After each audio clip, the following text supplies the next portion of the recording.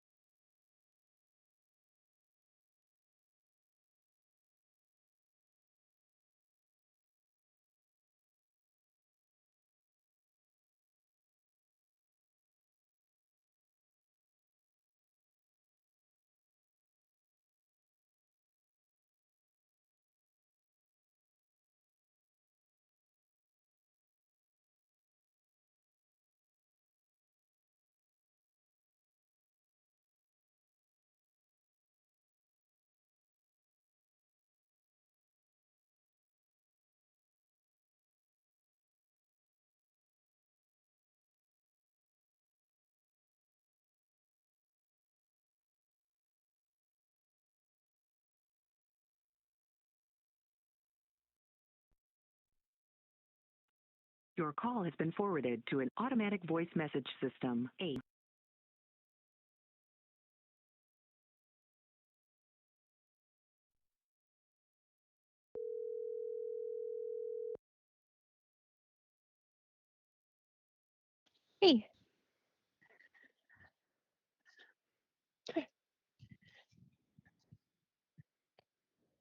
Shelby, come.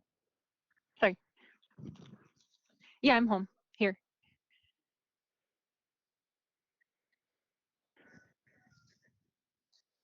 On Facebook? Yeah.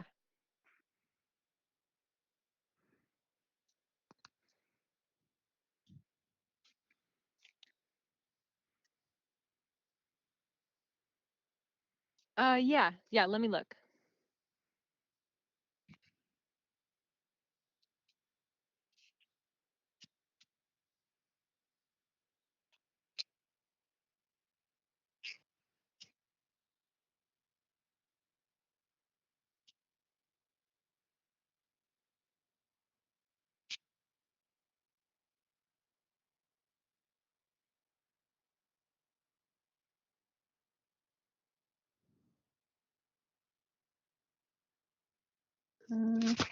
Looking for the share button on here.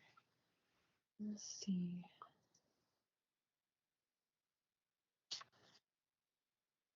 Uh, I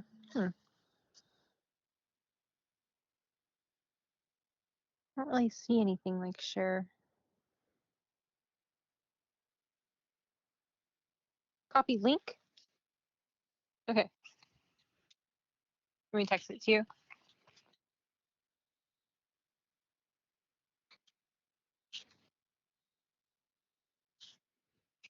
Looks like it's just facebook.com/streamsoflight.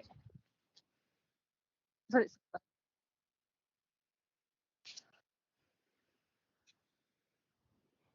it doesn't, no, I don't see that. I'm on your like page, but it doesn't look like there's anything going on like right now.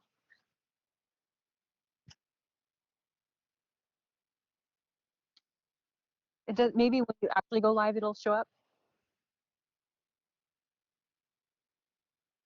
Weird, it doesn't, not on Facebook, it doesn't say. I got a notification for YouTube a few minutes ago, actually, though, but not Facebook. Weird.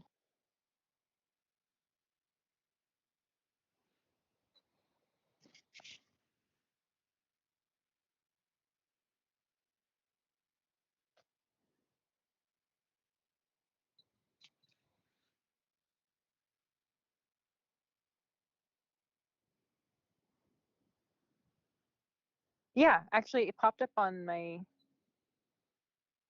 no, like it opened up a little box on my screen. Like, I don't know how to, let me see. Yeah. Hearing myself talk. Copy link. I'm hearing myself talk through your like live thing. Here we go.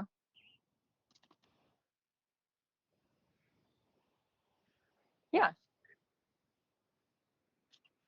Okay. Sure. No problem. Bye.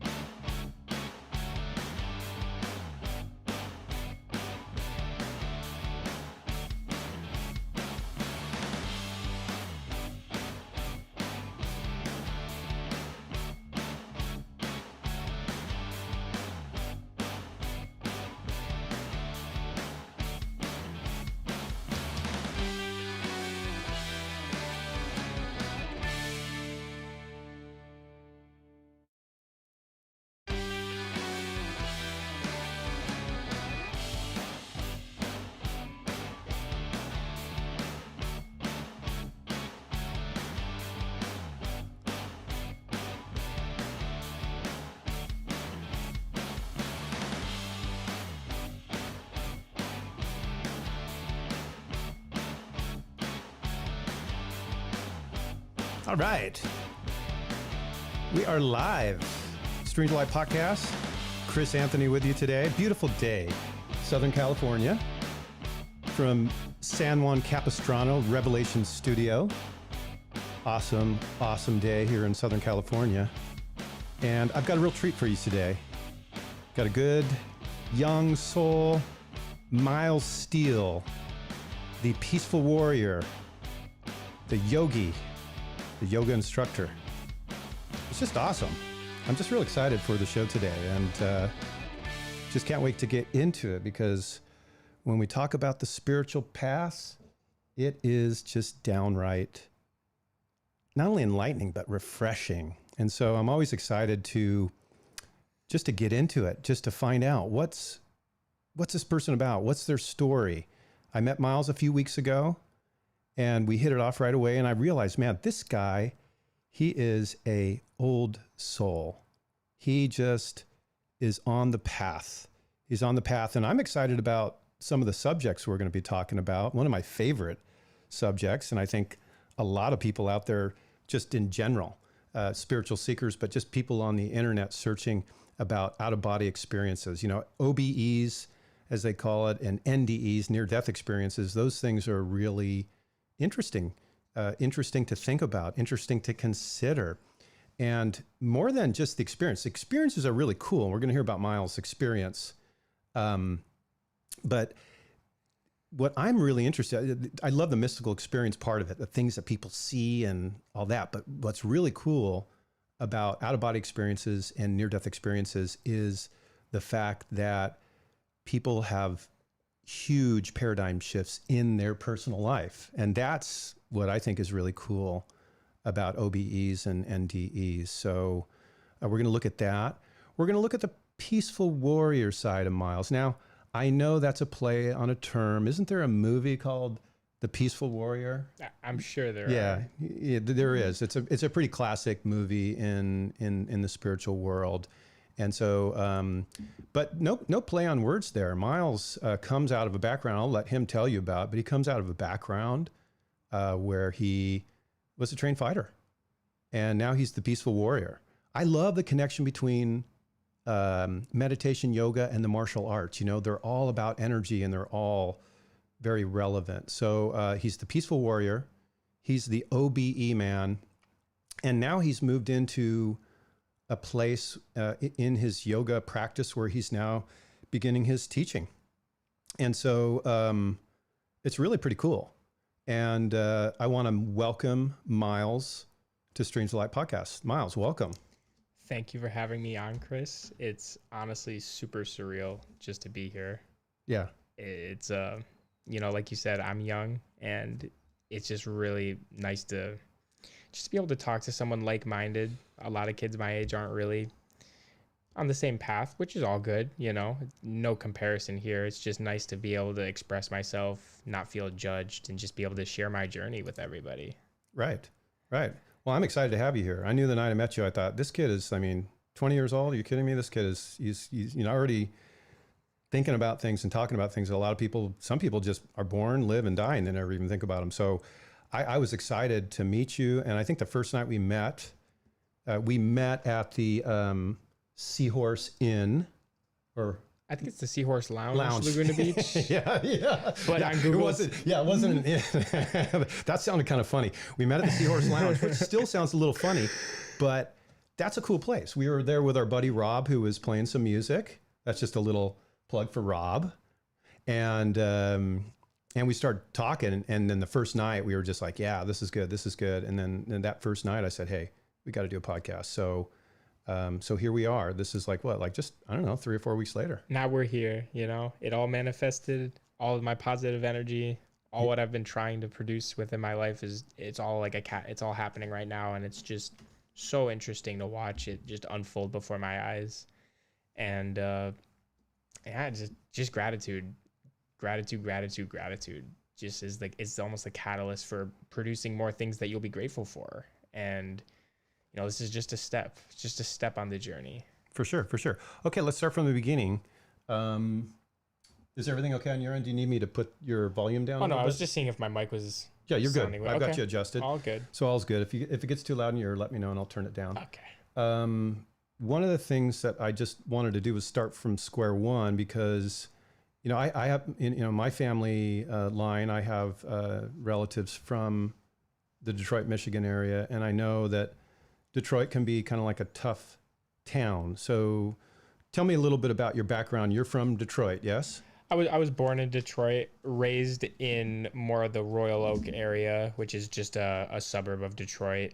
But it was a great experience growing up. I really think it gave me a lot of insight and just a different perspective on life, because I think a lot of kids are raised now with everything given to them on a silver platter. You don't have to work for much, or, things are very easy for kids, which, as a parent, I'm sure you want your kids to have a great, easy future. But in a way, I think if you you give your kids too much, you almost take something from them. Like, a great example I like to use is if you think about a tiger in the wild versus a tiger in captivity, it's genetically the same animal, but they're two different things. One can survive and one can't. And I really think that's kind of what we're doing with kids recently. But so yeah, I grew up in Detroit, or I'd say grew up in Royal Oak, but had a lot of experiences in Detroit. It's up and coming. It's not too bad. It's always a great place to go in the summer. Winter, I wouldn't recommend. Definitely not on the vacation travel list for a lot of people. Okay, so kind of a rough town, and I would think that even growing up, I mean, would you say so? You went into martial arts, and tell me how that happened. God, I must have been. I started at, I'd say, age 9 or 10. I started with wrestling, and just kind of built from there. The reason I got into it was I was always a skinny kid, not a huge guy. And, when you're that little guy, you're always going to be a target. And thank God my parents raised me the way they did. I have to, if a situation would occur, I would have to deal with it myself. I wouldn't, I wasn't told to go tell somebody else. I was more told to find a way around it, because I think it's a great lesson, because in the real world, if you have a problem with a boss, a coworker, anything like that, you can't tell someone else and expect results to happen. If you can't handle it yourself, I think you're really setting up for failure, honestly. So I would get bullied all the time, get into a lot of fights, and I was just tired of getting my ass kicked. And I was like, okay, so something's got to change here. So got into wrestling, fell head over heels in love with just competition, just the mindset, all the skills that wrestling gave me, and my work ethic, my discipline, which I still use every day today, mixed with my spirituality, which is, in my opinion, such a beautiful mix. Yes, I always felt like the martial arts, they have this lineage where, the master hands down the techniques, and there's a lot of breath and there's a lot of energy and all that. So there is a connection. A lot of people don't realize it, but when you look at martial arts, Bruce Lee in the 70s, they were very much, that little island or whatever they trained on, they taught them energy stuff, and it was sacred. It was esoteric. And so these guys learned a martial art that had to do with energy and mind and power. And it was, like in one of his movies, a guy who had learned the sacred techniques went off and sort of did his own thing and kind of became a rebel. And that was, they had to go stop him because he wasn't using the power for good, but for evil. So anyways, yeah, so there's a connection between those two. So let's move along quickly. So you were in martial arts. What did you do in martial arts? Which ones? Okay, so like I said, I started in wrestling. I've wrestled pretty consistently since I was 10 years old. Then it must have been about, I'd say 14, 15, started getting into boxing. And that was just such a paradigm shift with the wrestling mindset. It's just a complete, your opposite foot's forward. It's completely different thinking. It's all about being fast, efficient. Wrestling's just about grind, grind, grind. Boxing is much more about thinking, being intellectual, like they say, the sweet science. And I did that for 2 years, started to get into kickboxing because MMA was on the scene, and I saw that, and I was like, okay, this is pretty cool. Like, I could see myself doing this. And, in the classroom in school, I was such a just the ADHD kid. Didn't put in any effort in my scholastic career. And, you know, honestly, I wouldn't do it any other way. I wouldn't be who I am today without not caring about school and really focusing more on just life experience and just going out into the world and testing myself. I think that's what I really fell in love with about fighting, is testing myself. Because like you said, with the spiritual energy, if you think about it in maybe it's the base form, there's two beings and they're clashing. One's going to win, one's not. Like one will come out victorious and one, you know, in the old days, one would cease to be. And that's sadly how we had to survive. And so everyone can fight because it's in our genes. There's a reason we're alive today. We have, you know, we had to fight to get, our ancestors had to fight to get here. But in modern society, it's kind of, we're starting to shift out of it, which I agree with. But the martial arts aspect, I think we need to keep. And like a great thing I learned when I was a kid in martial arts is just eating humble pie, getting your butt kicked, respecting people. Because for a long time, you'll be the hunted. One day you'll be the hunter, and you'll see another little kid coming in, trying to learn the ropes, and you know how that felt. You were there. And so, like you said, passing down the lineage and just trying to teach respect. And I think that's a big thing I really wish kids now would really, I don't know about take into consideration, but just, I guess, take into consideration, or their parents should think about helping them with respect. Because, you know, you see so many kids now that just don't respect anybody, and it's like, man, you can't go through life not respecting people. Yeah, so martial arts have been known for teaching, almost like the military. I mean, in the sense that martial arts has always been known for teaching people discipline. I remember taking karate as a kid, and they had us walk, you know, they put these poles on their shoulders, the instructors would, and we'd walk on the poles, like, you know, blindfolded. And it was more than just punching people, but it was about discipline. It was about technique. It was about energy. It was about respect. And it was also about the rules of the dojo or whatever you were part of. It was kind of like there was always some sort of mission statement. And we all know that from like Cobra Kai and Karate Kid and everything, right? But so MMA, that's radical. And yeah, I mean, just wrestling and all that. So there's that warrior side. I wanted to bring that out. I didn't want to stay on that too long because I wanted to move on really to we were talking about your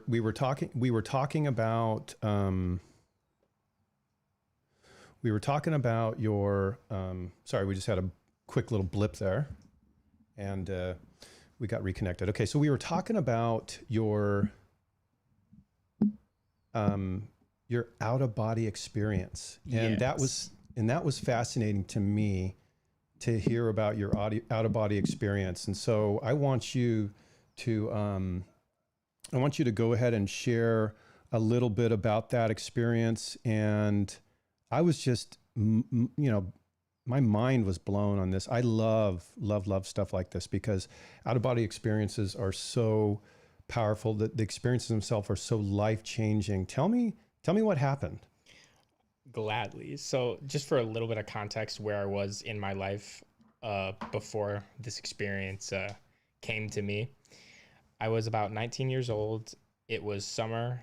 I was working construction, landscaping, just not sure about my direction, really just lost. I would definitely say lost, and just trying to find myself and where I fit in this beautiful world, and almost not being able to see the beauty because I was just so lost. And I was living in Michigan at the time, and I was in California seeing some friends, and we were up at Big Bear Lake, and we were in a cabin, an insulated cabin with 8 men in a very hot part of August. So you can just you can visualize how that was. And we were gonna have a psychedelic experience. That was our goal. And so long story short, we're in the cabin. We're all in another state of mind. It's all going good, and then everyone just kind of starts going on tangents. Everyone's just in their own place doing some people are tripping out, some people are having just fine. I'm just kind of like just blown away by how much is happening. So I'm just like, I'm gonna go outside. So I go out onto the porch, and eventually all my friends follow. We're very peaceful at this point. Everyone's kind of calmed down. We're having a good time. And then so this doesn't happen in like a linear, like, boom, one instant I was here, the next I was there. It almost like was like a fade in, if you can visualize that. So I was sitting in a chair, just talking to my friends, having a great time. And then I was not in a chair. I was just in what I would call the unified field, just in space. I was pure energy. And in yoga, we have a term samadhi, bliss, or just, all. And I would just relate this to an ego death. I was just completely just in awe of what I was experiencing. I was just pure energy. I was feeling my friends' energies, and it felt like we were friends in past lives, and that we've been energetically connected for like a number that time doesn't have yet, or time was irrelevant in this state.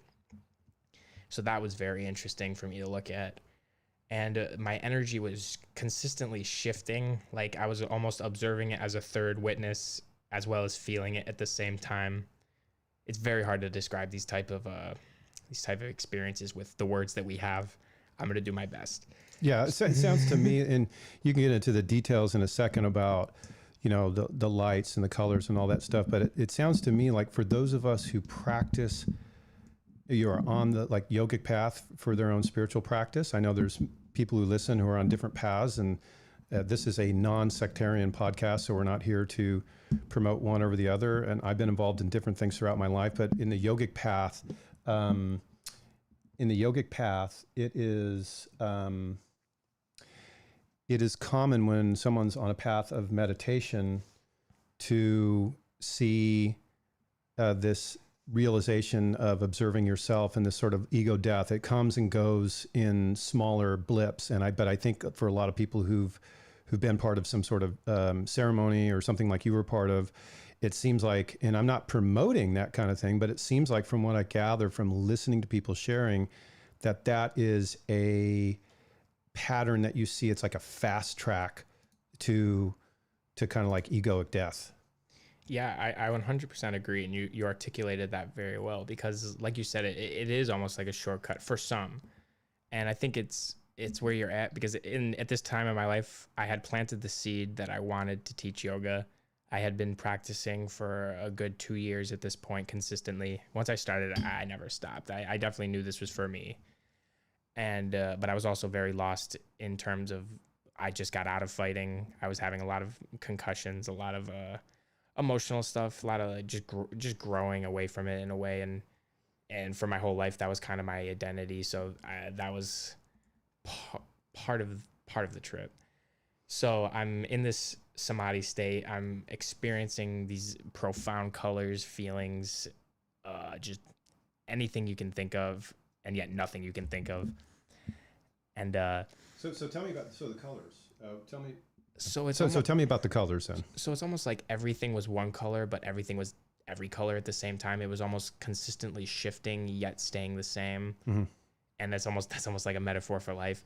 But it's so profound. It's like you almost were the colors, but the colors are around you. You're something else, but you come from it, but you're like an evolved state, and the colors want to nourish you. It's the energy is at the same time the colors, and it's crazy all around you. The feeling of just pure bliss, no anxiety, no human emotion, just existence and pure consciousness. It's amazing. It's very DMT-esque, and again, I'm not here to say that, people should be injecting DMT or smoking or anything like that, but this is something that in my own practice that, DMT is released from your body, from the pineal gland, I believe. And that, the releasing of DMT from the brain will create these, the DMT release from the brain will create these experiences where you have colors, where you have epiphanies. So you're seeing colors. Are you like in outer space at this point, or what does it look like? Do you remember? It's basically, I would say it's outer space, but it's not like you see a planet or a star. It's just like, I use the word, and Dr. Joe Dispenza is the one who coined this term, the unified field, where because everything has a vibration, everything has energy, and it's like an accumulation of energy and vibration, information, frequency. and you're just living, you're in it. You are it and you're in it. It's almost like, imagine you have a glass, you fill it with water, and then you fill that glass, you put that glass into a pool. It's almost like that. Like the glass is you, but it's barely even there. Right. And so I was experiencing that for, what felt like forever. Obviously, time isn't linear, so who knows how long it was. But then it kind of started to transition into a visual experience, and I was, I wasn't fighting it. I've experienced with these situations, so I knew, fighting it's not going to do anything. Just let it do what it's going to do. Try to just be along for the ride. Right. So I'm there, and a castle kind of forms, and at this point it's almost first person, and just like last time, it's like a first person yet third person experience at the same time. So a castle forms, and there's many people in like knights in armor, just warriors, and this isn't like extremely clear. I'd say it's like 60% clear, 40% kind of moving in and out of it. We'll say perception. And then I realize I'm in a body, and I'm kind of like, okay, this is a somewhat familiar feeling, but it's not my body. So I was kind of like, okay, this is something. And then I realized we're running. We're like storming this castle. And I don't remember if we were yelling this or if it was in my, if it was my thought process. It was just something I experienced during the inside of this experience was God's will. Right. We're thinking about this is for the glory of God. This is for a great cause, and we believed in it with all of our being, or at least I did. Yeah. And so then we're going and we're fighting people, storming a castle. I'd like to think it was like a crusade period, but it wasn't. I didn't have enough. We'll just say it was in that time period. Okay. So this is interesting because I want to step back for a second and retrace what Miles has been sharing here, because a lot of times people who meditate, when they begin to raise, energy up from the root all the way to, third eye or even crown, a lot of times what will happen is they'll start to see colors and like colorful star fields and so on and so forth. So I think this is an interesting thing, because what Miles, and then, sometimes we will see visions and things like that in our meditations. But here's the thing, Miles in the beginning saw all these colors, and then he went from colors to this what looks to be like a previous life, right? And the previous life, it's kind of funny because, we're evolving as a culture, but you look back and he's like, he's like a warrior. He's like a religious zealot warrior, and he's like killing in the name of God for the glory of God, which seems kind of ironic, but that's just, that was like a snapshot in time, and it's crazy to me that it started with the colors.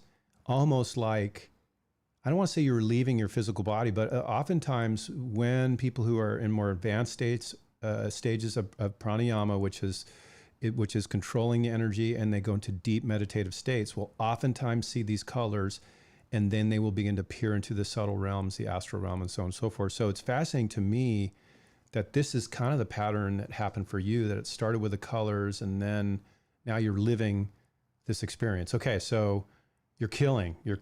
Yeah, we're doing all that jazz, and so that goes on for, say, like a period. Once again, time isn't really linear. It kind of all happens at once, and then as well plays out in front of me. It's very hard to describe, but I just remember I didn't see anything happen, but I remember the experience ended pretty abruptly, and I had the feeling, and my intuition, my soul, my heart told me that I just died for God's will. Right.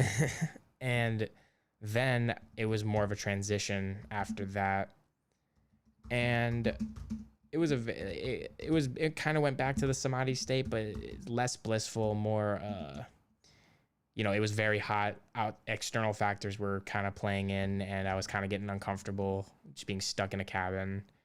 So then there was just a whole masquerade of just trying to get out of the cabin, and people been like, you can't go outside, you're tripping.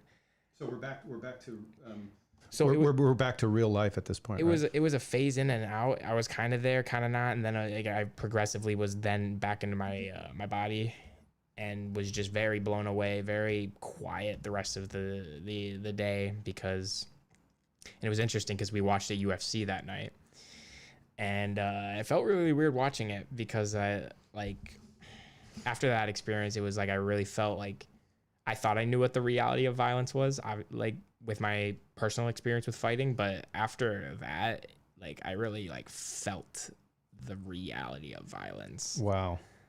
And it was very, I had to think about it a lot to really like, and it took me a long time to really understand what I experienced. It took a lot of contemplation, a lot of just reviewing it. What did you see there? Trying not to add a narrative to it or make it fit a narrative. And after it's been about a year. After a year, I can confidently say it was either ancestral trauma, because I'm Lithuanian, and the Lithuanians back in the day were one of the biggest powers in Europe, and my family is in a noble, like my Lithuanian side of the family is in a noble hierarchy. So it could have been they could have been knights, it could have been ancestral, it could have been past life, it could have been both. I just know that I definitely experienced what I had just said. And what I want to real quick before we get too far from it, what really interests me is that you had this, crazy DMT thing, and you had this out of body experience. But what really gets me is the fact that you're watching, MMA or UFC or whatever it was, right? Mm-hmm. And now you're looking at it from a completely different perspective. And that's what gets me, no matter what people think about medicine ceremony or about, any of these things. The thing that's powerful to me is how it shifts your perspective, and that now it's like you see things in a different light. Something about you is completely changed. And that's mind-boggling to me, that we can go, from one minute you're watching MMA and the next minute you're just like, I don't think I can watch this anymore. Mm-hmm, yeah. I mean, I'm not saying it's terrible and you shouldn't, but you know what I'm saying, right? Yeah, it was just hard after experiencing that, as well as like it was very watching MMA just after my many concussions, and just dealing with that was really, really hard for a while. Now it's not hard. I even get itches to, train very periodically. Like today I was climbing because that's my new physical outlet. And I just keep that. I always have an itch. It's always there. It's in my blood just to I don't know, have that competition, just to test yourself. Like there's some people who are martial artists and they enjoy the art of fighting, and then there's some people who are fighters and they want to hurt people. And I definitely would say I was never a fighter. I was never like to hurt people, but I always liked the art. So it's been an interesting transition. We'll see where it goes. I'm not married to any idea, but it's a daily, I don't want to say battle, but it's a daily conversation with myself about how do you want to spend your free time? Do you want to go back to a gym? Do you want to continue to like just do it for fun? Is it fun for you, or is it your past life trauma that's just rooted in your DNA that makes you want to fight? These are the conversations I have almost daily. Right. Yeah. And so that kind of like brings us to my favorite subject and yours, I think. And that is, the path that you're on now, which is, let's just face it. It's not like you've shed, I mean, we talk about ego death and we talk about maybe the realizations that you had after your experience. And, that was life-changing, but you're still Miles. I mean, you're still Mylan, right? To your buddies. I mean, you're Mylan the yogi, but you still, like you said, you kind of had an itch in today to go back out there and do it. So, but it's not like, it's the old part of you. I mean, it's just, you're Miles, but now you're on this beautiful path of yoga. That is like, to me, like when you think of yoga and the beauty of the path, what's the first thing that comes to your mind? I'd say connecting the spirit, the soul, or you could say those are the same thing, the soul, the mind, the body, and just connecting it all into one thing and feeling all of those things perfectly balanced at once, not disconnecting the mind from the body or the mind from the soul. It's all one. And after a great practice, I'd love that. Yeah. One of my favorite yogis is Vivekananda, or should say Swami Vivekananda. And he's talking about the eightfold path or Raja Yoga, you know, the eightfold limb path. And as he's saying that, he said the next step, so he's already covered the first couple, but he's like, the next step is asana, posture, a series of exercises, physical and mental, is to be gone through every day until certain higher states are reached. Therefore, it is quite necessary that we should find a posture in which we can remain long. The posture which is the easiest one should be the one chosen. But I love how he talks about we should go through it every day until we reach higher states. And, you know, that's the amazing, if I have to give a plug for yoga, I'd have to say the amazing thing to me is that, you know, you can reach different states of mind and a being, and you're not even like popping pills or, you know, going crazy. I mean, yoga can be once you get into a rhythm of it, you know, the idea is you can do it a lot because it shouldn't be, you know, too hard on the body. But yet the yielding, the results of yoga is like, oh my gosh, like state of mind. Like you ever thought about meditating? Some of you out there might be thinking, yeah, I wish I could quiet my mind down. Well, hey, do a 1 hour yoga class that challenges you, and you'll find that when you're laying in Shavasana, you're like, why does she want us to sit up? I want to stay here. I want to stay in this place. I'm in a different realm. I mean, yoga it's phenomenal, that coherence of breath and body and mind. I mean, who would have ever known? It's amazing. Only the people brave enough to try would know. And I like how you say you talk much more about the spirituality, I'd say the intuitive part, not so much physical, because on the 8 limbs of yoga, asana or the physical practice is only 1 out of 8. It's an eighth of what yoga truly is. Right. It's not just an exercise class. No. Get that. We need to know that as Americans. I mean, as good as that is, I mean, that's just one part. Yeah, and it's in the West, we very much have gotten.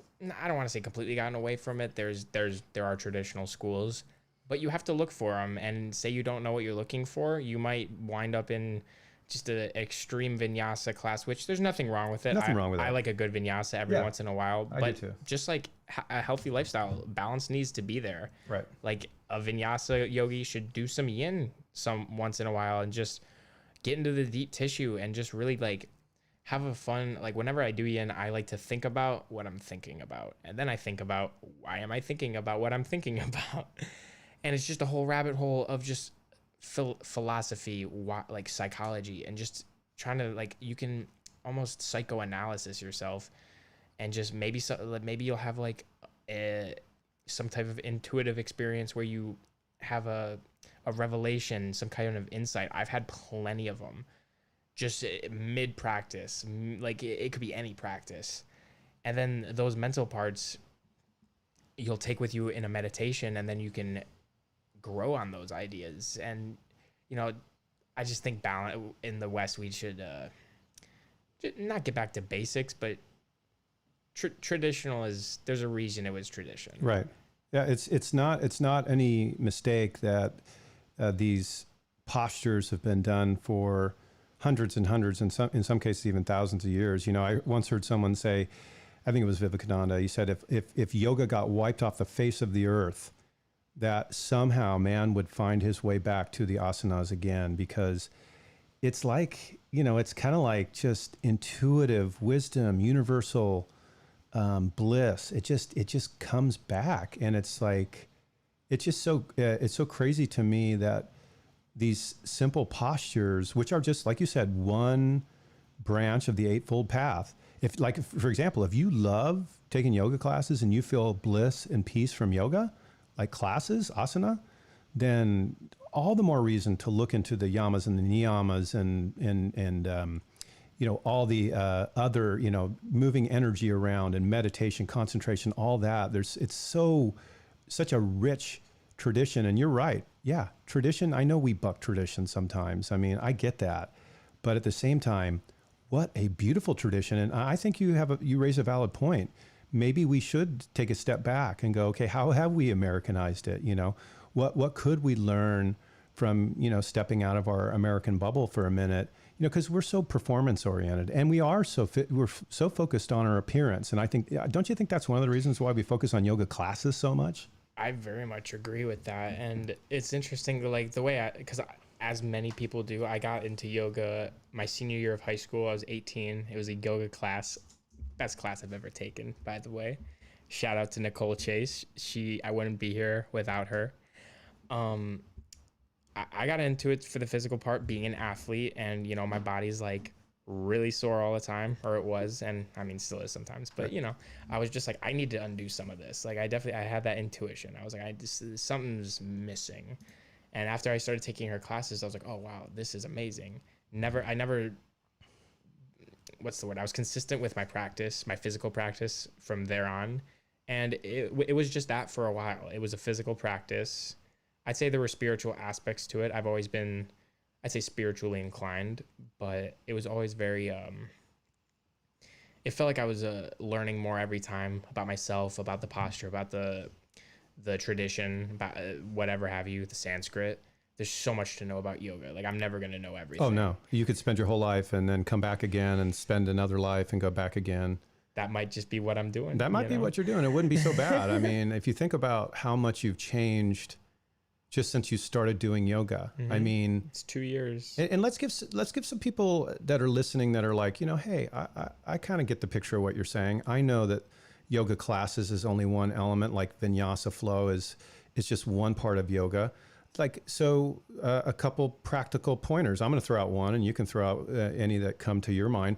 I think, practicing the asana, practicing these yoga positions is a great prelude, as I hinted already, to meditation. So you will find after a 1 hour class of yoga, a lot of times I rush home and I don't go to breakfast. I just rush home and I get right into meditation. So I think the asanas were meant, I believe, to precede the practice of meditation. So that's one practical tip for anyone out there going, yeah, I take yoga classes. I like it. I want to go deeper. So you can meditate as well. I'd say what helped me a lot with my just trying to gain knowledge in the beginning was I would talk if your teachers are very genuine and they stay after class, talk to them, pick their brain, ask like, what was your experience with this, that, the other thing? How did you get deeper into your meditation? Where did you start? What do you recommend for me to do at this stage of my practice? And take multiple classes with different teachers. Like we all are going to be drawn towards different teachers, but you're going to learn something from all of them. And that's just going to make you such a well-rounded yogi or yogini. I like that. And so be teachable. Yes. Be and humble. Just for me, I was just a sponge. I just wanted to learn, I was so interested in this because it's given me so much. And just be curious. Don't make it because I've fallen victim to this many times, is don't make it feel like a chore. It should not be a chore. It should be a sacred time of your day to where you're just completely dedicating yourself to the present moment and almost just not finding yourself, but just being just with yourself, not thinking about the future or your to-do list or what happened, your coworker telling you that this, that, the other thing. You're just being present. And once I was there, say for an hour, I was like, man, I don't want to go back to normal life. And now my normal life is just being in that state of just, I would like to say Zen. And all of us have like moments to where we're like, we come out of balance. It's just what I think is really important is just being able to come back to baseline. And yoga has it's been the catalyst for my spiritual growth in that aspect of my life. I like that. It's such a powerful practice, and it's a mystery to me. What's next? I mean, so many doors open, doors to self-discovery, doors where you begin to see, oh, that's my ego. And so your higher self is now, I don't want to say ascending because I think it's already up there, but now you're tuning into your higher self. Mm-hmm. And you're seeing things like, oh, okay, that's my ego. I want to get mad about that right now because I feel entitled, or I feel this person owes me, or whatever it is. But now you start to see things differently. And it's like, okay, it's like that old, you're too young for this, Miles, but there used to be a game show called, it was Monty, I'm trying to think, it was What's Behind This Curtain number. Man, I ain't too young for that. Well, then what's it called? What's it called, man? Okay, you got me there. Yeah, I can't remember what someone out there, someone should, if anyone's listening on YouTube, you should send me help us. Send a chat and tell me I know it was Monty Hall. And anyways, what's behind? I want whatever's behind curtain 2, and that's kind of what it's like. It may be a shiny red car. Let's make a deal. So forget it. Don't tell me. I figured it out. Let's make a deal with Monty Hall. There you go. So yeah, it could be a shiny car behind the curtain number 2, but hey, it could be kind of like a pile of bones. It could be ego death. It could be it's not always red, rosy, shiny, polished cars, and but the point is even if it's a pile of bones or this realization of, oh, that's my ego, or yeah, that's okay. I didn't like seeing that, but at least we're closing the gap now between conscious mind and subconscious. At least we're starting to see maybe who we are deep down inside.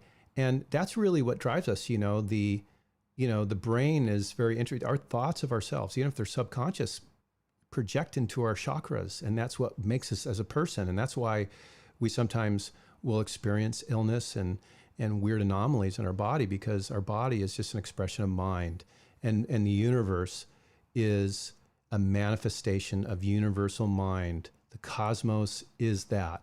And so we're all connected to that. And that's one of the most beautiful awakenings that yoga has given me is, as you said, Dr. Joe Dispenza, the unitive field, realizing that we're all connected. Yeah, you can look at it from science. There's quantum entanglement, but we're all part of that energy. We're all part of, the universe, and we're all part of one another. And, gosh, if it takes a ceremony for you to go out there and realize it, then do it. But the main thing is get it done.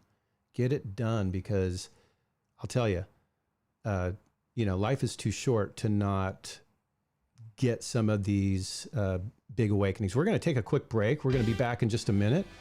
And this is Streams of Light Podcast. I've got Miles Steele with me today in Revelation Studios, San Juan Capistrano. We'll be back in just a second.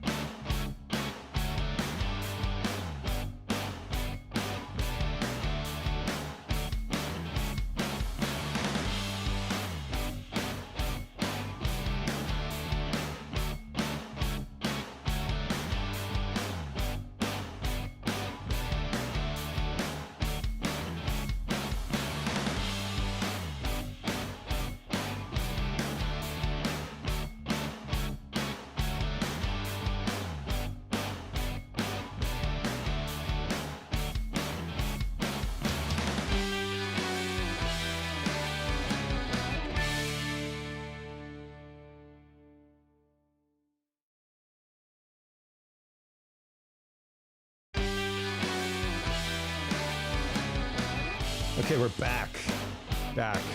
Quick break. And again, here in the studio with Miles Steele, yogi. Yeah.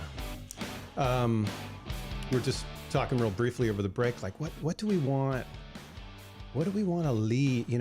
We just got another 10, 15, 20 minutes max. So we kind of wanted to think about what could we close out with? I think I thought of where I just would like to end on where my journey's taking me and where I'm at right now and how I feel, because I didn't touch on it much when we were talking earlier about my transition from fighting to I'd say just not fighting, honestly, because that was a very hard experience for me. Because, well, first, when I left, I had a very bad concussion, so you're already predisposed for depression. Right.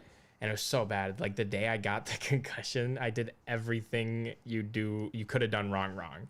I went first I know the blow that did the concussion. It was say halfway through sparring, and like a meathead, I finished sparring.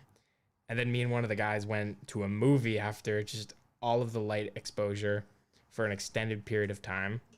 And then after that, I just went to sleep for super long, because my parents were so blessed to have my parents, by the way. They were basically paying for my fighting, because that was what I wanted to do professionally. That was what I just dedicated my life to. And that's what made it hard to swallow the pill of accepting that it's not in the cards. It's not what I want to, it's not how I want to spend my life. Because I would think about, we were talking before the show about Muhammad Ali, and how he looked, say, God, only like say even 80 years old. And a quote by him really stuck with me when I was in this period. He said, "I'm still the same guy that I was 50 years ago, but I just can't express myself." And that, to me, that was probably the most scary feeling I could ever imagine or ever experience, because I have a gift with expressing myself, with verbal communication with others, and just thinking about, hell, even being 50% less, like in terms of being able to express myself, was just such a deal breaker. So during this period, and I knew, because I had a few good concussions before this, and I was like, okay. And then, it's part of the game. That was my mindset. And then I was realizing I wasn't even in love with this anymore, that like hurting people, because like I said earlier, I was a martial artist, not a fighter. There's a distinct difference. And you can watch an MMA podcast to know those differences. Faraz Sahabi, check him out. He's great. But I was in such I'd almost say a purgatory state, because I dedicated my whole life to that. That was my identity. And when I lost it, I was just so depressed. Like, I was suicidal, like was very, very close to taking action. And thank God I didn't, because now I'm here. And what my journey is taking me, I just want to really give back to the mental health community and just help kids coming up right now. It's every generation, it's harder for the kids with technology. They don't teach you how to control they don't even teach you what emotions are. 2 + 2 is 4. Okay, cool. That's not going to help me be an emotionally intelligent person, or how to deal with stressful situations. You can't teach experience. You can only experience. And that's why I'm not on I'd say the traditional path. I'm more so about living more than learning in a classroom about living. Just there's a balance between scholastic education and firsthand education, in my opinion. But I just really want to give back to just kids, mental health, anybody with like that's struggling. I want to get in. I want to be a life coach in the future. And your yoga too. Yeah, that's all. It all leads into it. Talk about that. So as a yoga teacher, you can talk about, logistically how that's going on, give your plugs and all that. But where are you going to answer this first? Mm-hmm. Where do you plan to take people in your yoga classes? I plan on taking them where they need to go. And for each person, that's going to be different. Okay, good answer. So say someone has a very debilitating injury. Like, I want to get into yoga therapy as well. You need 1,000 hours of teacher training to, I think, even be qualified, keyword qualified, to be a yoga therapist. Say someone has a debilitating injury and it just affects them to the point to where they're not the same person because of this physical injury, that it's like hampering their spirit. If I can help them with that injury, that'll just help them get back to baseline anyway. And maybe that's all they need. Maybe they'll go about their business and continue with their life. And just helping them in that fashion or in that degree would be more than enough for me to be satisfied. How do I word this? Just helping anybody in any way that they need is what I think my purpose on this world is to do. And whether that be with emotional stuff, physical stuff, spiritual, just a quest, whether that be mentoring troubled youth through yoga, because I think yoga can help anybody with any problem.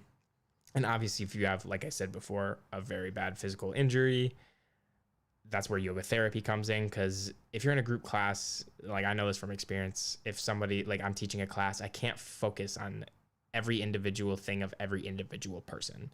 I can do my best. I can try to give cues where I can, give little physical adjustments, but at the end of the day, they might hurt themselves because they were maybe attaching the competitive side to the practice, which in every class I teach, I stress do not make this a competition. It's about just honoring the body you have today.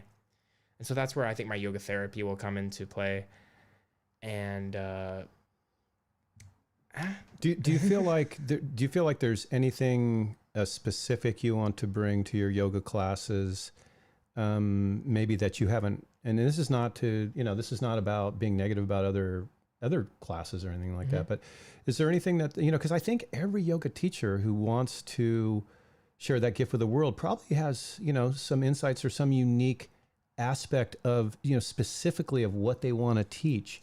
Like some might want to focus more on like pranayama or whatever, but like what is it? Is there anything that you want to bring to your classes that's maybe a little different than some of the other classes? 100%. For me, it's making the practice your own, bringing your creativity into this class. As humans, we're creative beings. Even if you might not say you're creative, everyone's creative to some degree in some field of expertise. And whether that just be little organic movements or just laying in shavasana the entire class, I try to leave my ego at the door when I teach, because I've noticed some teachers, if you don't do what they say, they might get a little offended. And as a first-time teacher, I kind of thought the same way very briefly. And then I was like, you know what? No, this is for them. This is not for me. I'm not here to feel good because I gave these people a good workout. I'm here to help them get whatever they need, like we touched on earlier, which is different for everybody. And so just really being, or like another great example, I hate when people say, you're so great, you did such a great job, because it influences my ego. And you're gonna have to get better at that. Yeah, it's a practice. Like, I don't want people to take away from this that I think I'm just enlightened, because I'm not. I'm on a journey just like everyone else. Right. Every day I struggle with this, that, and the other thing. And it's just all about just doing your best. It's all you can do. Just your best. And sometimes it's hard to take compliments. And I think that can even be a ego in disguise thing too. Like, oh no, I got to stay humble, so that's interesting. I threw a curveball at you. I've been around for a few years more, a few more super decades. True. But here's the thing. And I love what I wanted to comment on something you mentioned. You talked about how, everyone's different and everyone needs different things. And I love that, because I think one of the things that the yogic path has taught me is how to love, yourself. And I think that, yoga is an interesting practice in that we can, come in it at any point in our experience as far as, where we're at. And, sometimes we don't have a certain amount of presence or consciousness to know that maybe we're sort of competing. I remember in the beginning, it was like looking at some guy. Oh yeah, I got to do that too. I can do that. Yeah, like I can do that better. You do crow, I can do side crow. Victory. And so sometimes, in the beginning, we don't realize that's you can do that. That's okay. If some people need a carrot before the horse to kind of press on higher. I'm not saying it's always bad. But I think what begins to happen in the practice is just like you said that every person's different, their needs are different, every body's different, And I think this is, something that Laura Love, our wonderful teacher from Dharma House Yoga, who, teaches at Perspective Studios and at the park, at Karma Yoga in the park, with all the great teachers that teach there throughout the week. One of the things that she's taught me over the years is not only to tune into the body, but be gentle with the body and love yourself. So I really see yoga as a wonderful expression of self-love. And now there's an old part of me from the old religious days who would be like, but can you think of a more beautiful thing than taking good care of yourself, of feeding yourself pure things to eat, of waking up daily and engaging in this beautiful practice of stretching the body and releasing tensions, and then controlling the breath and energy, and then even moving into meditation and having that divine connection. I mean, yoga is such a beautiful practice, and it's such a wonderful practice of self-love. And I love how you said every person's different, because the truth is every part of my body's different. And on one side I might be stiff,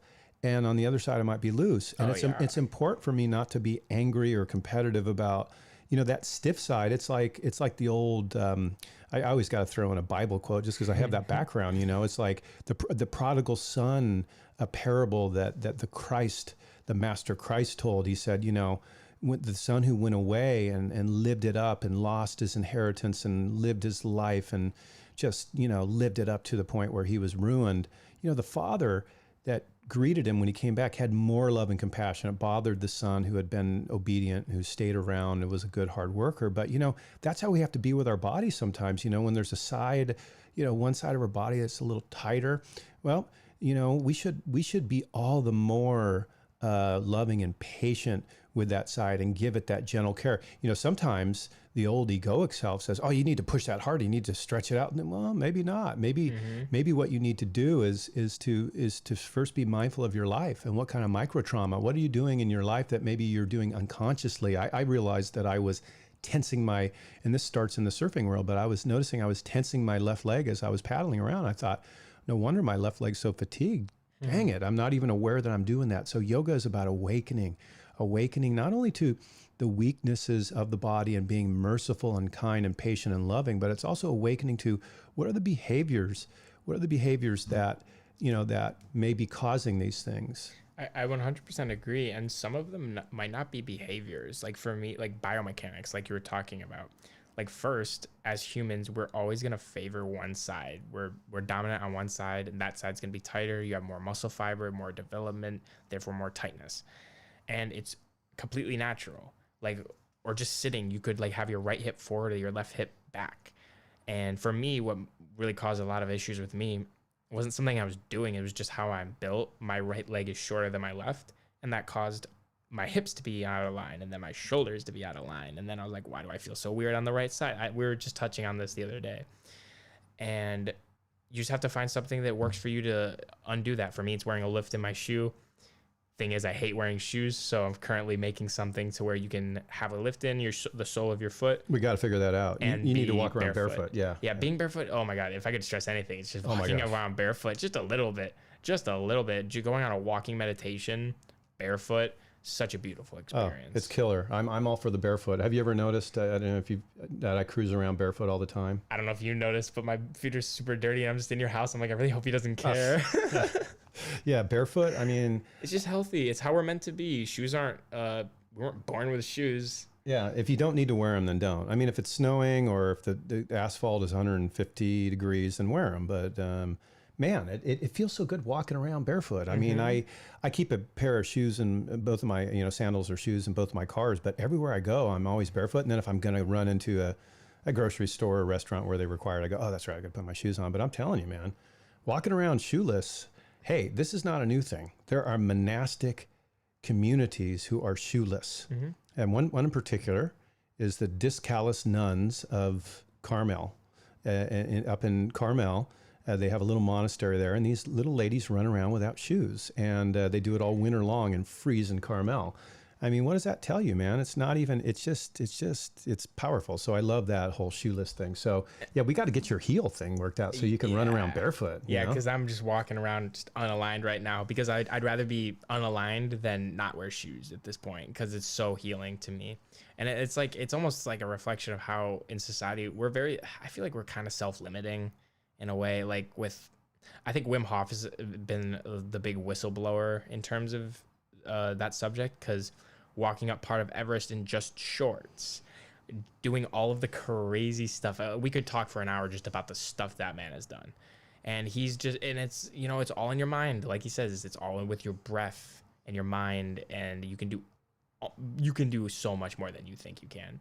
And that's liberating, and that might just lead you down a spiritual path in and of itself. Like I love a quote that he has. You can do anything that you put your mind to or you want to. I love that. And sorry to interrupt you, but you're okay. And the potential. You said something else that really stuck out to me, like, oh, it's all in your mind.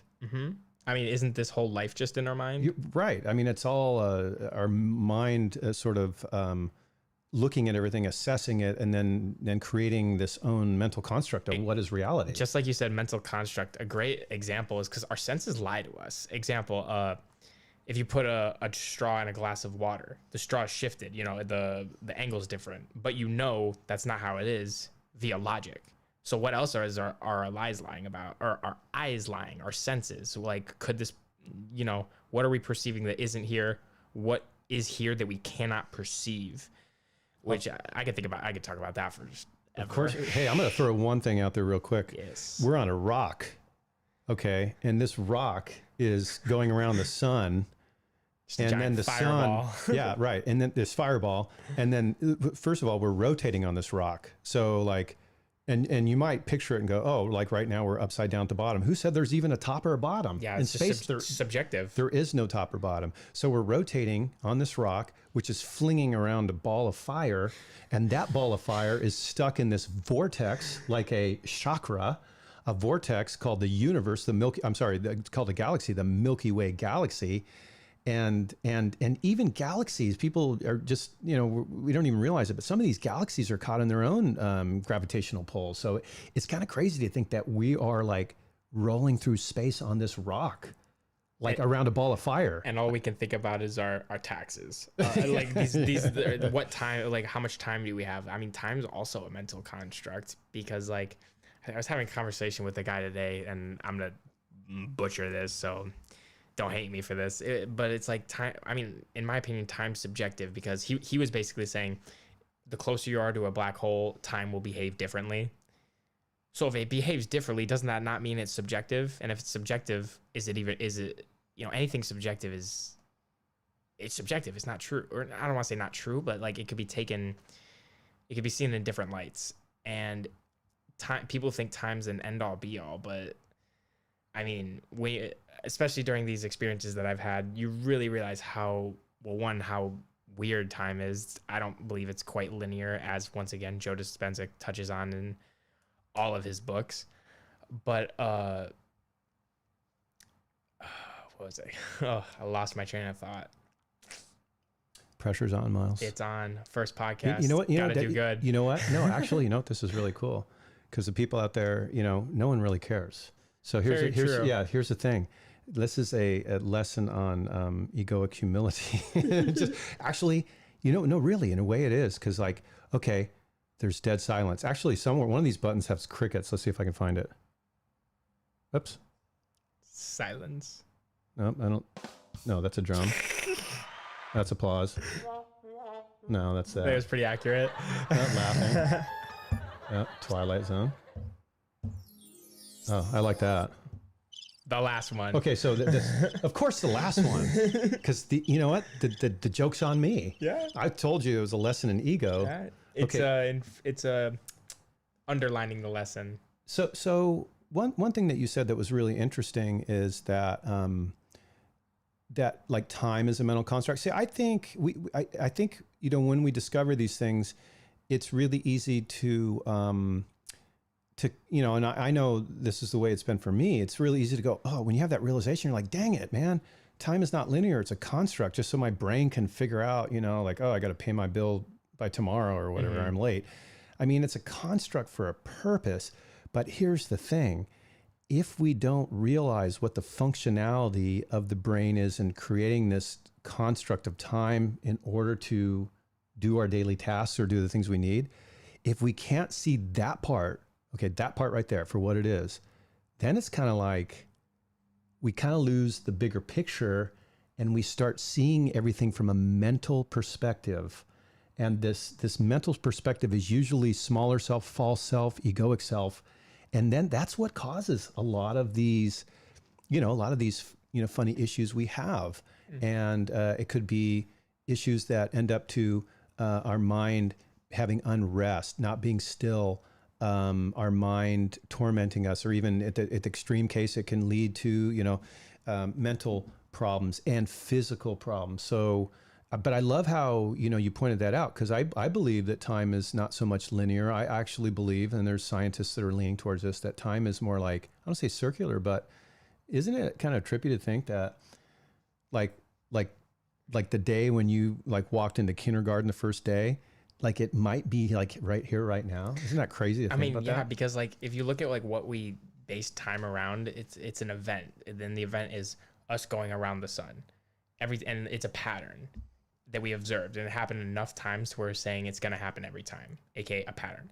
So, and in the let's use the word time, or in the amount of, you can't not use the word time to explain this. The amount of time it takes for the sun to go around the earth, we then divided that into smaller increments of time for our own use. But then I like, and say that event stopped happening, what would time, like if the sun if we just stopped and we're still alive, then what would time, would we have to adjust? Or another example is, say we didn't die. What would we look at time for? Like, would anyone do anything, or would they do everything? Would deadlines be a thing because you have all the time in the world? Right. What would that do? It's crazy. So again, like, what if we didn't die? So here's something to consider. So you're out there listening to this podcast. You may be driving down the street. You may be sitting at home. You may be watching it or listening to it live, but you may be finding it later on and you can't call in or anything. By the way, if there's anyone who wants to call in, go to my WhatsApp, because I'll get you on the show right now. Go to my WhatsApp. It's on the Facebook page, Streams of Light Podcast, and send me a message on WhatsApp, and then we'll get you in here to ask a question. But anyways, so you're driving down the road, and okay, now I'm going to go silent because I couldn't remember what I was going to say. No, I know what I was going to say. It was about time being we talked about time being circular. And our perception of time if we didn't die. Yeah. Thank you. Yeah. You got me back on track. So, okay. So you think about it, you go, okay, what's our perception of time if we're not going to die? Or like some people, there was a great book written, 30 Days to Live. This guy found out from the doctors. This guy found out from the doctors that he had 30 days to live, and he had the best 30 days. And he wrote a book on, wow. And he thought his revelation was, gosh, why didn't I live like this before? Now I'm going to throw a real curveball at you, though. The curveball is this. What if the part of us that is life can never die? And I believe that's true, because I believe we're all an extension of that original source. Unified field, cosmic life, spirit of God, whatever every tradition has a different term for it, whatever. Okay. As we get older, we got to be careful not to get caught up in the terms, We could talk about Kundalini Shakti, or we could talk about Spiritu Santi. Dude, it's all the same. Different name for the same thing. Different name for the same thing. And different flavors. Different kids in the family wear different clothes. And different people in different parts of the world have different spices in their food. Thank God for that. It makes it interesting. Can you imagine life without Indian food or Thai food? No. So anyways, I think the most important thing to realize is that even the concept of, how would time change if I realized I wasn't going to die? What if we got really in tune with that divine life? Like if we started meditating to the point where we actually started having very little, we got into pranayama, and the breath is slowing, the heart is slowing, we're moving the energy, we're seated in an upright position, and now we feel that energy rising, and it's and naturally the body begins to relax, and the heart rate slows, the breathing slows, the diaphragm slows down. And then we get in these semi-breathless states where we go, oh my gosh, we realize it's almost like we go into a trance state, and then we realize, and this is like our defense system, our ego kicking in, like, oh my gosh, you weren't breathing. And then, usually what happens, it's a mental thing. So what happens? It's like a wave. Yeah. It's like a wave. It's a thought wave that when you throw it into a pool, it sends waves, and what happens? Your nervous system reacts, right? So then your heart rate goes up, and you're like, oh my gosh, I wasn't breathing. Or you get excited, like, hey, that's my goal. I didn't want to breathe. And now your heart rate's up because you got excited that you weren't breathing. And then you come out of it and you're like, oh, gotta go back. Got to go back. So, but anyways, here's the thing. You start having, this is what I wanted to say, bottom line, and I'll give it back to you. I feel like the most enlightening experiences I have that reminded me of your kind of like DMT shamanic kind of like, experience or whatever.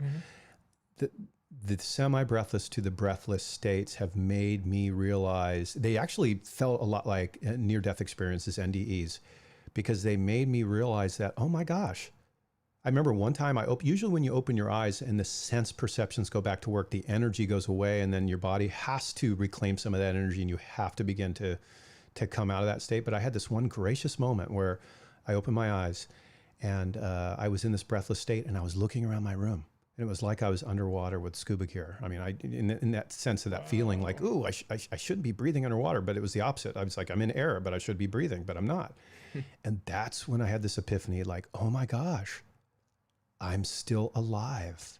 That's the message that the people from the other side want to give you. We're not dead. We're still alive. When you have these breathless states, semi-breathless first, breathless second. I'm not talking about holding your breath. Don't ever try and hold your breath till you pass out, okay? It's not what I'm talking about. I'm talking about a natural progression. It comes totally natural, and the need for breath sort of dissipates until finally all is calm. You're in a state of samadhi like you were in. And And this isn't conscious. It's something, if you try to consciously not breathe, it's natural. It's not going to work. And most of the time it only works if you take a substance or you follow these esoteric practices or you're really dedicated to, you know, to what you're doing. But anyways, I wanted to say in that state, I realized, oh my gosh, I don't breathe, but I live. I'm here in this body, but I'm not the body. I'm the life force within my body. Exactly. That has been, okay. So for me, that's me just, you know, sharing from my yogic experience. That is probably the deepest thing that I've learned from the yogic path, that I am not my body. And I didn't just learn it by reading a book. I stumbled across this experience, which was life-changing for me. And that's so beautiful that you just able to have that experience. And just to touch on that a little bit, you can't, like, I don't have a problem with science. I'm very pro science, but you can't prove consciousness. The only way we know about consciousness is intuitively, our firsthand experience. And the only reason I think that you're having a conscious experience is because I'm having a conscious experience. I don't know that you are, but I believe you are because of my intuition. And so, like, say, like, you cut open someone's head, you're like, where's their intuition? Or where's their consciousness? Like, does it weigh something? Because there's been studies done where, like, they weighed a body right before they died, and then right after they died, they weighed them, and they did not change weight. Oh, so they're like, okay, so consciousness is obviously not matter. And that's why it's like, I believe it's, like you said, we are in this body, but the body is not us. Because they say energy can't be destroyed, so why would we get to, like, you know, that's like, I don't think we could ever be destroyed technically. Our energy, our essence, our being, those things that makes us special. Because, you know, without, like you say, you look at someone when they're alive, they're a beautiful person. There's so much to them. And then the second that they're not alive, they're just a physical thing. They're just a husk. They're kind of lifeless. I mean, when if you know, you're kind of young, I don't know if you've experienced it, but if you've ever been around someone who has passed and left the body and gone on to the next phase, whatever that is, you see their body and it's just like a shell. It's lifeless. But the sparkle that was in the eye and that vibrance, you know, is gone. Yeah. But you said something that really interested me, and that is beautiful. And I think of souls, you know, and that's another thing that I think that the spiritual path, and particularly, you know, the yogic practice or any of the traditions around the world, if you follow them, is you begin to realize the beauty of the soul. How beautiful is a soul? So beautiful. And that kind of gets me, like, if you feel like it's okay if I share my philosophy about just free will, determinism, and how I believe both of them exist at the same time. I'm not sure if that's something you want to touch on. You know, it's funny you say that, because I went to, you know, this theological college, and that was an ongoing debate that we had as students studying that whole thing. So I'm going to be interested to hear your response there. And just throw it out there. Tell me what you think. So this is kind of a three-part. Wait, how does this? Just so I know, because I know there was a relation to the beauty of the soul. Does your answer have to do with that? It's okay if we're shifting gears. I mean, it definitely does. It's kind of just like I'd say yes. I would definitely say yes. You can pull it together, man. You can make it work. I got this. Make it work. You do it. Okay, so this is kind of a three-part discussion. So first, the most important part. What do you think? Deja vu. What do you think that is? And what is your definition of that? I used to think, oh, I had a dream or something like that. Because, you know, obviously the feeling we all have when we have deja vu is we're like, wait a second. It's like this eerie feeling like I've been here before. And do you remember what I told you? We have our little men's book club thing. Men's group. Do you remember? Yeah. Send me a DM if you want to get involved. Yes. Yeah, I told you what I thought about. So I used to think, oh, you had a dream or whatever. Some people, you know, the scientists say that's like almost like a brain error, like almost like there's something going on in the brain that. How can you have just my view of that is like an error. If it's I feel like that's just subjective. Yeah, I mean, I don't know if I'm describing it right, but they said something like something happens in the brain that makes you think. And there was some sort of thing they had, like this is a chemical response that you would normally have when you have a memory, but it just happens randomly, and therefore you think, oh my gosh, deja vu. But now I have a theory.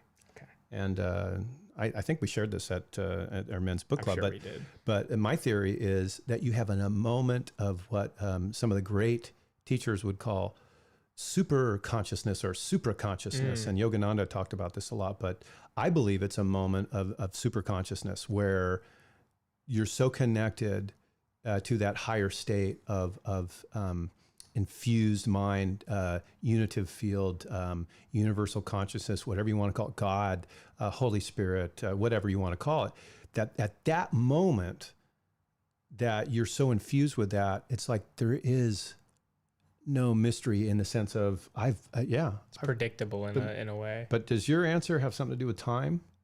In a way, Not that time exists, but it does to an extent. So I'd say yes. My definition of deja vu is the same, because some people, I was having this conversation earlier today, and I asked them, "What's your definition of?" I was having this conversation. What's your definition of deja vu? And he told me, it's like, okay, it's like I might have done this similarly the other day, and it's very familiar. You know, it's like I'm doing the same pattern, and I'm like, okay. And that's why, because there's two definitions I found. And like my definition is when I have a deja vu experience, and it's interesting how some people have a lot of them and some people don't have any. I'm like in the middle. I've had like I'd say a year. I have a good like 5, 6 really strong. Because when I have one, I have to like sit down because I'm like, oh my God, this is really crazy. Because it feels like I've been here before. I've done everything that's going to happen. Because it's like you can predict everything that's going to happen as it's happening. Not like it's like you can predict something that's going to happen in a few seconds, but you're like, you know that everything's going to happen as it's happening. And so this gets to a philosophy called the twin trains theory. So there's 2 trains next to each other. They're going at the exact same speed, the exact same time. One turns right, the other turns right. Complete synchronicity. You can't tell them apart. One train represents free will. The other represents determinism. Determinism is, everything's determined. We don't have we don't have a choice. Everything's been determined. For anyone who's not quite sure, free will, you have a choice. You're making your destiny. So the philosophy is they're going at the same time, same direction, same place. You can't tell them apart. So with deja vu, I kind of link this all together. I read this book. It's called The Journey of the Soul. Check it out. Super great. Wish I could remember the author, but I can't. She basically says when you have a deja vu moment, once again, this is just my narrative. I'm not saying this is what's true. My narrative, my belief is you plan your life before you plan the life that you're going to have in this body. This body is a time period. You plan it in the unified field. You know, you have a journey, you know exactly what's going to happen, and then you're born into this body. And then you instantly forget the plan. But the plan's already been made. And then you make decisions. But those decisions were already predetermined by yourself before you were born. So therefore, we would have free will and everything would be determined. It would just be by ourselves before we can remember it happening. That's my personal belief. Okay, what about free will, determinism, and what was your thoughts on that? Just like those that theories. was it. That was it. Okay. That they both exist simultaneously because we determine our entire existence before we come here, but then we forget the plan. I see how you're. And then we make decisions, but those decisions were we ourselves determined that we were gonna make those decisions. Right. But in the moment, we think we're just making a decision in the heat of the moment. I get it. Okay, so when I was in school, the debate we were having is a little different. We used the same terms, but the idea was. And I think there's some overlap here, but we were talking about like, are you destined for this, destined to do this, or, where I think, or is there a certain free will? And, people would look in sacred texts and they would find support for both things. And the one conclusion I came up with in my studies was that you had to allow for a certain amount of tension and paradoxal sort of like reality in these conversations and in these thoughts, because whether or not we chose it before. I think I know was yours Journey of Souls. Is that what the book? The Journey of the Soul. Yeah. Yeah. Or I thought there was a Michael something or other. And I think it's written by a woman. Oh, okay. But anyways, so I could be wrong. They talk about it a lot in the book. He does like hypnosis with these people and puts them into trances, and then they share their experiences. But like anyway, past life therapy. Yeah. Past life regression therapy and stuff like that. But anyways, this discussion we had in theological college was a little bit different. It was more like, are people bound for bliss and salvation or not? And, if they're not, then, it was determined that they weren't. And, that was kind of our discussion, which I think was pretty cold. And I didn't really like that discussion myself. And when you get into that discussion, if we go back to the unified field and how everybody's connected, because I do believe we're all kind of part of that being, and we're all each other in a manner, and we're just currently inhabiting individual bodies. Therefore, we create a separation. But if everything's connected, then the plan is so articulate and everything's so thought out that we just don't have we're just ignorant to the plan in terms of like, your life's going to affect my life in this way. My life's going to affect yours in this way. And if it can all be planned by the unified field, then it would be determined in that sense. Yet there, like I said earlier, would be the free will if we're going off that, we'll call it a theory. Yeah. I'm going to give, before we finish up, we got a little bit more time here. Before we finish up, I'm going to give anyone who's interested an opportunity. If you wanted to get on and chime in, if you wanted to maybe ask Miles a question about his story, or if you wanted just to chime in on something we're talking about, it could just be share your experience, or even try to clarify something that we were talking about, or if you just had some sort of joy and enjoyment on, the subject, feel free to reach out. Now, you do that by just going to the Facebook page, and there's a WhatsApp link at the top of the Streams of Light podcast Facebook page, and go ahead and just send me a quick text there, and then we'll get you on the line. So we're just going to wrap up here. A couple more things before we leave. Now, I love this conversation. The one thing I didn't want to go away from was the beauty of the soul thing, because I feel like, have you ever experienced, we were talking about this on yesterday's podcast. Have you ever experienced what some people refer to as 5D?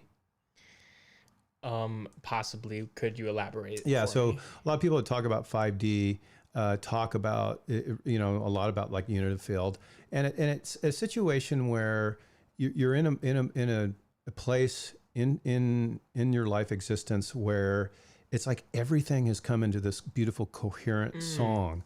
And we've all had these experiences, I think, and we were talking about it on the podcast yesterday. There's theories that the Schumann resonance, the resonance of the earth, the resonance which is measured in hertz, which does vary, but when you have these experiences, if you download one of these apps on Schumann resonance, and then if you have one of these experiences, these 5D experiences where like everywhere you go, it's just like, there's this like higher level of consciousness, not only for you, but everywhere you go, like people you're talking to, you're talking to people on the street, there's a dog, there's a baby, the baby's smiling at you, the dog's looking. I mean, I'm not saying that they're not biting you or whatever. I mean, it's not perfect, but the idea is though, like everything is this beautiful harmony, and that's sometimes referred to as 5D. And I guess what I wanted to share, going back to your comment about the beauty of the soul, when I think of the beauty of the soul, I think of my 5D experiences where I was like in this heavenly state of mind. I really believe that the spiritual teachers, the avatars, the sages, the Christ, all these people who've come and have taught about what we call different things, nirvana, the kingdom of heaven. There's different terms, samadhi. There's all these different terms for it, but I think it's all pretty much the same thing. And the beauty of life is, in one moment we can be struggling, but there's still light around the corner. And I love how you were talking about, I want to help kids. I want to help people who don't know how, to deal with frustrations and so on and so forth, because I think in so doing, you see the beauty of other people's souls, and it's a great work to be involved in. 100%. Like I literally couldn't agree more. And I had a thought, and it's cue the crickets. It's escaping me right now. It was there you go. Maybe the crickets will help you. Is it helping you at all? It's like, close. Keep talking. For me, the crickets would bring me pressure. That's pressure. Like under pressure. Yeah, like imagine, I'm sitting here and you have like this brain stoppage, and then I just look at you and I hit the cricket button. Oh, that would hit me. That's not a very good host. That's kind of gnarly if you think about it. So back to I think what you were thinking about was back to the beauty of the soul. Might have been, it was in 5D. Oh, okay, I remember. 5D? Okay, there you go. So first, to answer your question, I have experienced 5D, and it's hard. I've experienced it in meditation and psychedelic states. But when you've experienced it with meditation, it's almost more beautiful, because you realize you can experience this just with everything that you've been given. And that's something in yoga that we talk about a lot. is that you have everything you need to be a happy, whole person. It's just about looking. It's just about practice. It's about honoring yourself, not dishonoring the body. Oh my gosh, I love that. What you just said, just say that again. Dishonoring the body. No, not the dishonoring the body part. The part about you have everything you need. I love that. I mean, if there's people out there listening, this is what you came for today. You came to know that you don't, yeah, I know how it is. We need money for bills. We have pressure. We have taxes. We have this. We have that. Yeah, all of us have that. I get that. But what Miles just said was like one of the most profound things that we've talked about all afternoon, which is like you have everything within you that you need to be happy, to be content, to be filled with bliss and peace. I mean, it's kind of, you know, the mind sometimes works against us, and we think, oh no, I'll have it once I get this, and that's just outright a lie. Create really. separation from yourself, and I think Joe Dispenza talks about that, about when you focus on the material world, the Newtonian world, 3-dimensional. You can create, if you just focus on that, it can really create separation from you and just I would say your spirituality, but just the connectiveness with yourself. And that's why a lot of yogis or gurus are so unmaterialist. They get rid of everything they own so that they're not held to this 3-dimensional world, so it doesn't take their energy, so they can just focus on the mystical, once again, the unified field. Right. I was going to touch on my second thing that I was trying to remember. Touch on it. Do you need crickets? No. Okay. If death wasn't unescapable, wouldn't life be, how beautiful would life be if we didn't die? I think dying is what makes life so beautiful, that it's a limited time frame, you know? Like you said, 30 days, that's just your whole life condensed into a short period of time, and it gives you a perspective that, oh my God, I haven't done this, that, the other things. And so if you can just bring that mindset with you every day, like I try my best to do that every day. Life could, like a meteor could just wham, hit us, we're done. You know, that I don't mean to sound morbid, but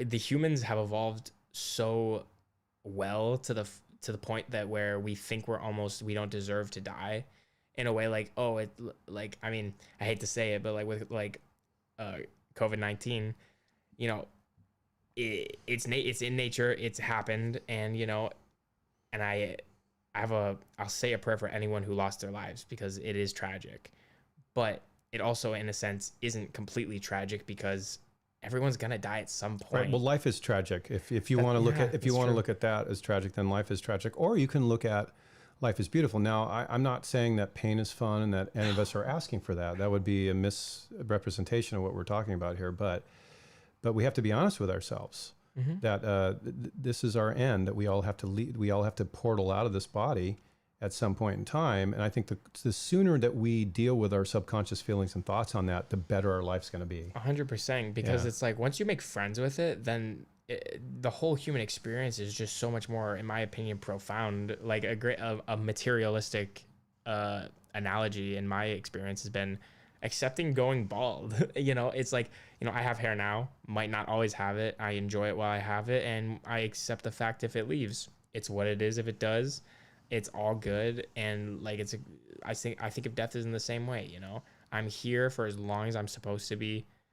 And when it's my time, it's my time. I'm not going to think, oh, woe was me. I deserve to live longer. I personally don't even know if I deserve to live at all, but I'm here, and I'm going to make the best out of this beautiful experience. Yeah. I mean, hey, you have hair right now. Right now. Dude, I think this has been great. I do too, dude. I can't thank you enough for having me on. Yeah. So grateful. Yeah. And we'll do it again. Hell you know, yeah. I think you should at least come back once a month. There you go. Streams Live Podcast. We're here in beautiful Southern California, San Juan Capistrano at Revelation Studios. It's where the revelations of life happen. All the magic takes place. All the magic. It takes place. I mean, we're just here. Right now, we're just two guys talking on this rock, spinning around a ball of fire. How crazy is that? Oh, dude. Joe Rogan says it well. Are you tripping on that or what? A little bit. I think what trips me out is that ball of fire is getting sucked into a vortex and eventually going down the tubes. Yeah, right? Just like everything. It's all cyclical in nature. Yeah. Everything's cyclical. But you know what the point is? Hey, it's okay. It's okay. Yes. The Just life, breathe. yeah, just breathe. Energy never disappears. It just changes form.